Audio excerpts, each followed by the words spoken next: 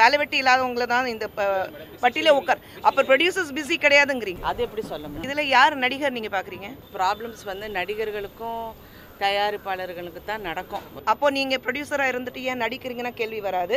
இதை எந்த விதத்திலே நியாயம்? மாற்றங்கள் வாழ்க்கையில முக்கியமாக தேவை. அதே மாதிரி இன்னைக்கு ப்ரொடியூசர்ஸ் கவுன்சில் தேர்தல் இருக்கும்போது மாற்றங்கள் வரணும்.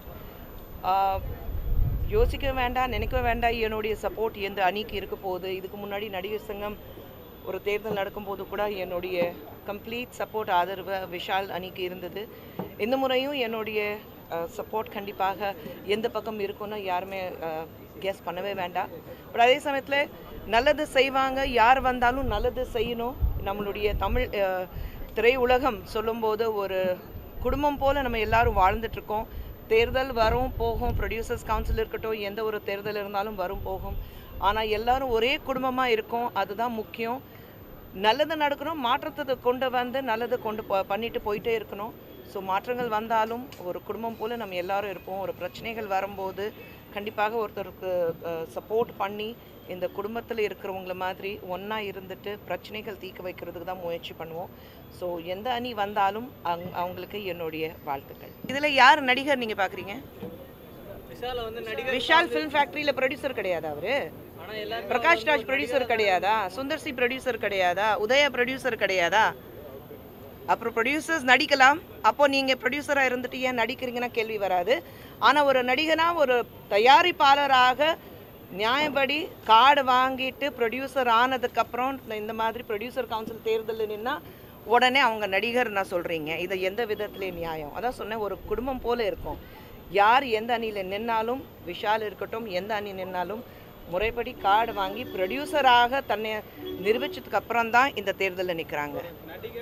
அப்போ வேலை வெட்டி இல்லாதவங்கள தான் இந்த பட்டியல உட்கார். அப்போ ப்ரொடியூசர்ஸ் பிஸி கிடையாதுங்கிறீங்களா? ப்ரொடியூசர் ப்ரொடியூஸ் பண்ணும்போது பிஸி கிடையாதா? அப்படியெல்லாம் கிடையாது. ஒரு வேலை இருந்தாக்க கண்டிப்பாக அதில் இறங்கி செய்வோம். அதுதான் முக்கியமாக இருக்குது. அது தவறான ஒரு கண்ணோட்டம்.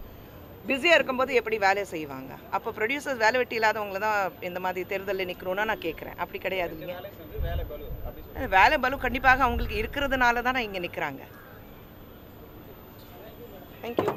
இப்போ நடக்கிற தமிழ் ஃபிலிம் ப்ரொடியூசர்ஸ் கவுன்சிலில் ஒரு சிறப்பான டீம் ப்ரொடியூசர்ஸுக்காக, ப்ரொடியூசர் நல்லத்துக்காக கண்டிப்பாக வரணும். டெஃபினெட்லி இண்டஸ்ட்ரியில் இருக்கிற நிறைய பிரச்சனைகளுக்கு நிறைய தீர்வுகள் சீக்கிரமாக காணணும். அதுக்கு அவங்க எல்லாரும் வந்து டெஃபினட்டாக இந்த ஃபில்ம் இண்டஸ்ட்ரி, ஏன்னா entertainment business is the biggest business, அதை இன்னும் மேம்படுத்துறதுக்காக அவங்க ஒர்க் பண்ணி நல்லபடியாக இந்த இண்டஸ்ட்ரியை வாழ வைக்கணும். தேங்க்யூ. அது எப்படி சொல்ல முடியும்?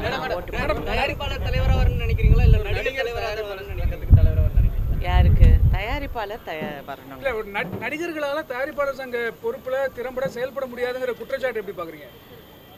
ஆமாம், டெஃபினட்டாக பெரும்பாலான ப்ராப்ளம்ஸ் வந்து நடிகர்களுக்கும் தயாரிப்பாளர்களுக்கு தான் நடக்கும்.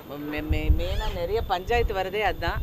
அப்போ யார் பக்கம் அவங்க நிற்பாங்கங்கிறது ஒரு they want be a common கிரவுண்டுங்கிறது எல்லாருடைய கருத்து. Okay, thank you.